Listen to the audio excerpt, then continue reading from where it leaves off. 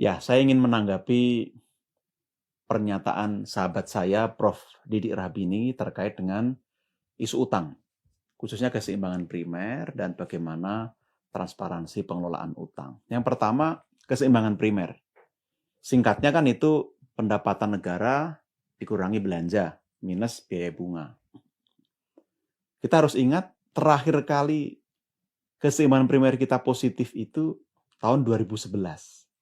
Jadi, keliru kalau seolah-olah hanya pemerintahan Pak Jokowi yang mencatatkan keseimbangan primer kita negatif. Sejak 2012 sampai sekarang. Tapi kita lihat faktanya.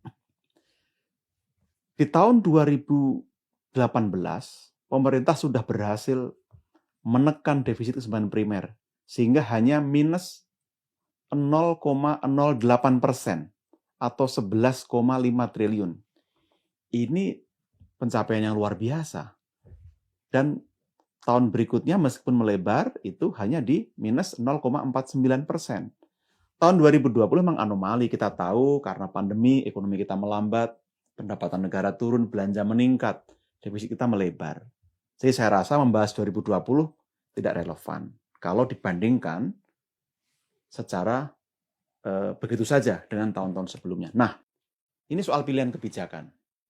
Ketika belanja perlu ekspansif untuk mengejar ketertinggalan dan pendapatan negara relatif stagnan, bahkan secara rasio cenderung menurun, kita tahu periode 2008 sampai 2011 kita mengalami era booming komoditi.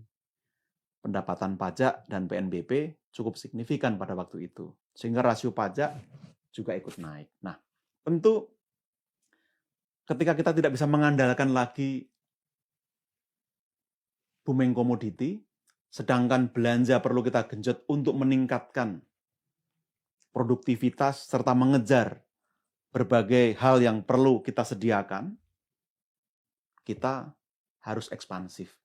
Ini kebijakan counter cyclical. Nah, kalau kita lihat sebelum pandemi, kebijakan counter cyclical sudah berjalan dengan baik. Kita ingin mengejar kemajuan negara lain. Kita lihat faktanya. Bukan soal defisitnya berapa, tapi penggunaannya seperti apa. Akselerasi belanja publik untuk mendorong supaya kita bisa mencapai tujuan bernegara sangat masif di 5 tahun terakhir. Data menunjukkan itu. Dan juga informasi lain, kita tidak mengandalkan utang. Rasio utang terhadap PDB kita terjaga selama ini sampai 2019 di level 30%. Sayang ada COVID sehingga terpaksa kita harus meningkatkan utang. Nah, itu juga perlu menjadi catatan kita. Tapi toh itu semua kan untuk rakyat. 692 triliun, 695 triliun atau 4,2% dari PDB itu untuk belanja sosial. Nah, kita lihat lagi bagaimana fakta menunjukkan bahwa perbandingan antara penerimaan pajak terhadap utang itu penting dilakukan. Indonesia masih relatif lebih baik dibandingkan negara lain seperti Malaysia, Singapura, Thailand, Filipina, dan Brasil. Kita hanya lebih rendah dibandingkan dengan Afrika Selatan dan Turki. Artinya, kita ini nggak ngandelin utang dalam pembiayaan kita. Nah, yang kedua soal transparansi. Seolah-olah, kata Prof. Didik, pemerintah dan DPR ini ugal-ugalan nih. Tidak transparan soal utang. Kalau tidak transparan, dari mana Prof. Didik tahu angka itu?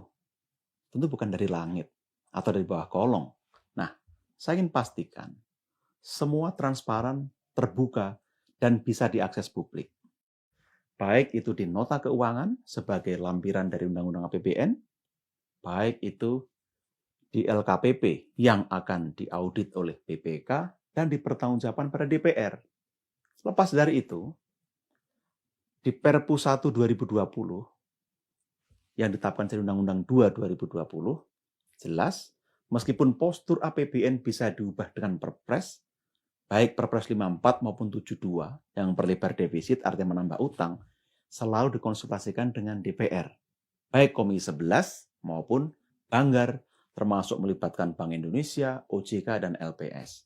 Ini menunjukkan transparansi dan akuntabilitas, menunjukkan cara kerja kolektif, kolegial, dan bergotong royong.